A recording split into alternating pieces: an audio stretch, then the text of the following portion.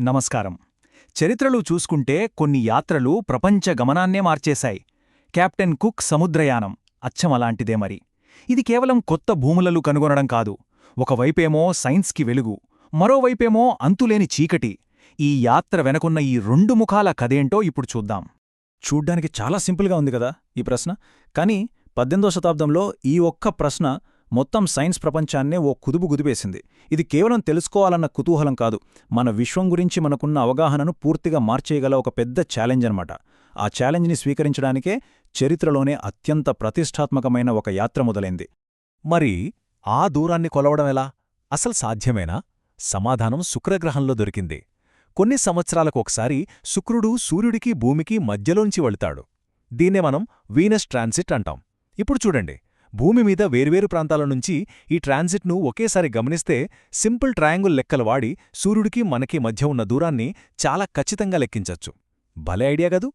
So 1769లో జరగబోయే ఈ అద్భుతమైన ఖగోళ సంఘటన కోసం లండన్లోని రాయల్ సొసైటీ ఒక మాస్టర్ ప్లాన్ వేసింది. ఇదేదో ఒక సైంటిస్ట్ని పంపే యాత్ర కాదు, అదొక కదిలే ప్రయోగశాల లాంటిది. అందులో వృక్షశాస్త్రవేత్తలు, వాళ్లు చూసిన కొత్త కొత్త ప్రదేశాలను, మనుషులను గీసేందుకు ఆర్టిస్టులు, ఇలా ఒక పెద్ద టీం. మరి ఇంత పెద్ద మిషన్కి లీడర్ ఎవరు? దానికోసం వాళ్లు ఎంతో అనుభవమున్న నావికుడు కెప్టెన్ జేమ్స్ కుక్ను ఎంచుకున్నారు. అయితే ఈ యాత్ర ఆకాశంలోని రహస్యాలను ఛేదించడమే కాదు, సముద్రం మీద పూంచి ఉన్న ఒక సైలెంట్ కిల్లర్ రహస్యాన్ని కూడా బట్టబయలు చేసింది. ఆ రోజుల్లో సముద్రయానమంటే ప్రాణాలతో చెలగాటమాడటమే. దీనికి కారణం పెద్ద పెద్ద తుఫానులో శత్రువుల దాడో కాదు, కంటికి కనిపించని ఒక శత్రువు. దానిపేరే స్కర్వీ, ఓ భయంకరమైన వ్యాధి. 20 లక్షలు! ఇది జస్ట్ ఒక నంబర్ కాదు, 200 ఏళ్లపాటు సముద్రంలో స్కర్వీకి బలైన నావికుల సంఖ్య. ఆలోచించండి, ఎంత దారుణమో! ఈ వ్యాధియొస్తే చిగుళ్లనుంచి రక్తం కారేది, పళ్ళు ఊడిపోయేవి, చివరికి నరకయాతన అనుభవిస్తూ చనిపోయేవారు. అసలు దీనికి కారణమేంటో ఎవ్వరికి అర్థమయ్యేది కాదు. అయితే కెప్టెన్ కుక్కి జేమ్స్ లిండ్ అనే ఒక బ్రిటిష్ డాక్టర్ చేసిన రీసెర్చ్ గురించి తెలుసు. సిట్రస్ పండ్లు అంటే నిమ్మ, నారింజ లాంటివి స్కర్వీని ఆపగలవని లిండ్ అప్పుడే ప్రయోగాలతో నిరూపించాడు. కుక్ ఈ థియరీని ప్రాక్టికల్గా పెట్టాడు. తన ఓడలో పెద్ద మొత్తంలో పులియపెట్టిన క్యాబేజీ అంటే సౌర్క్రాట్ నిల్వ చేశాడు. అంతేగాదు, ఓడ ఎక్కడ ఆగినా అక్కడ దొరికే తాజా పండ్లు, కూరగాయలను తన సిబ్బందితో బలవంతంగా తినిపించాడు. చూడ్టానికిది చిన్న మార్పులా అనిపించొచ్చు, కాని దీని ఫలితం మాత్రం ఒక అద్భుతం. సున్నా! అవును, విన్నది నిజమే. కుక్ యాత్రలో ఒక్క నావికుడు కూడా స్కర్వీతో చనిపోలేదు. ఒక్కరూ కూడా. ఈ ఒక్క ఆవిష్కరణ భవిష్యత్తులో సముద్రయాన చరిత్రనే మార్చేసింది. లక్షలాది ప్రాణాలను కాపాడింది. వావ్! ఇక్కడి వరకు కథ చాలా బాగుంది గదా. ఒక పెద్ద ఖగోళ రహస్యాన్ని ఛేదించారు, ఒక ప్రాణాంతక వ్యాధికి మందు కనుక్కున్నారు. కానీ ఈ కథలో మరో కోణం కూడా ఉంది. ఈ ప్రయాణం నిజంగా సైన్స్ కోసమేనా, లేక దీని వెనుక ఇంకేమైనా ఉద్దేశాలున్నాయా? మనం ఒకటి గుర్తుపెట్టుకోవాలి, కెప్టెన్ కుక్ కేవలం ఓడ నడిపే నావికుడు కాదు, అతను బ్రిటిష్ రాయల్ నేవీలో ఒక హై ర్యాంక్ ఆఫీసర్. ఇంకో విషయం, వాళ్లు వెళ్తున్న ఓడ హెచ్ఎంఎస్ ఎండేవర్, ఏదో ప్రైవేట్ రీసెర్చ్ షిప్ కాదు. దాన్ని సమకూర్చి ఆయుధాలతో సిద్ధం చేసింది బ్రిటిష్ నావికాదళమే. ఇక అసలు విషయానికొద్దాం.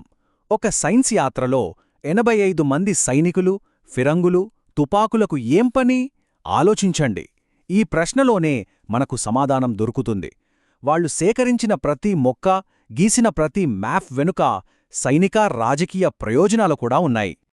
ఇప్పుడు మనం ఈ కథలోని చీకటి కోణాన్ని చూడాలి. కుక్, అతని టీం కనుగొన్న కొత్త భూముల్లోని స్థానిక ప్రజల జీవితాలపై ఈ యాత్ర ఎలాంటి ప్రభావం చూపింది? ఇది చాలా బాధాకరమైన నిజం. కుక్ అడుగుపెట్టిన ఒక్క శతాబ్దంలోనే ఆస్ట్రేలియా, న్యూజిలాండ్లోని స్థానిక జనాభా ఏకంగా 90% తగ్గిపోయింది.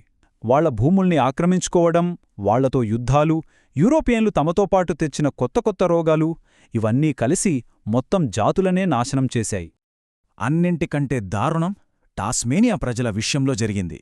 పాపం వాళ్లు 10,000 సంవత్సరాలుగా బయటి ప్రపంచంతో ఎలాంటి సంబంధం లేకుండా బతుకుతున్నారు. అలాంటి ఒక జాతి మొత్తం యూరోపియన్లు వచ్చిన 100 ఏళ్లలోనే పూర్తిగా తుడిచిపెట్టుకుపోయింది. ఒక్కరు కూడా మిగల్లేదు. ఈ దారుణం వాళ్లు చనిపోయాక కూడా ఆగలేదు.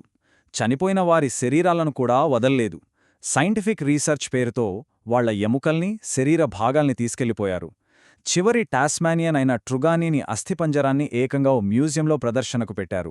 100 ఏళ్ల తర్వాతగాని దానికి అంత్యక్రియలు చేయలేదు. సైన్స్ ముసుగులో ఇంతకంటే అమానుషముంటుందా? సో కెప్టెన్ కుక్ యాత్రను మనం ఎలా అర్థం చేసుకోవాలి? ఒక నాణానికి బొమ్మ, బొరుసు ఉన్నట్టు ఈ యాత్రకు కూడా 2 వైపులున్నాయి. ఒకటి సైన్స్లో గొప్ప పురోగతి, మరొకటి సామ్రాజ్యవాదం సృష్టించిన విధ్వంసం. ఈ రెండింటినీ మనం వేరుచేసి చూడలేం. అవి ఒకదానితో ఒకటి పెనవేసుకుపోయాయి. మరిప్పుడు అసలు ప్రశ్న ఏంటంటే, కుక్ యాత్ర అనేది ఒక సైన్స్ మిషనా లేక ఒక మిలిటరీ మిషనా? అంటే సైన్స్ కోసం వెళ్తున్న వాళ్లకి మిలిటరీ రక్షణ ఇచ్చిందా లేక ఒక మిలిటరీ ఆపరేషన్కి సైన్స్ అనే ముసుగు తొడిగిందా? సమాధానం చాలా సింపుల్. అది 2. గ్లాసు సగం నిండిందా, సగం ఖాళీ అయ్యిందా అని అడిగినట్టే ఉంది ఈ ప్రశ్న. నిజానికి శాస్త్రీయ విప్లవం, ఆధునిక సామ్రాజ్యవాదం ఈ 2 కవలల్లాంటివి. అవి ఎప్పుడూ కలిసే ప్రయాణించాయి. సైన్స్ను సామ్రాజ్యం నుండి, సామ్రాజ్యాన్ని సైన్స్ నుండి వేరుచేసి చూడలేం. కెప్టెన్ కుక్ కథ మనకు నేర్పే అతి ముఖ్యమైన పాఠం ఇదే.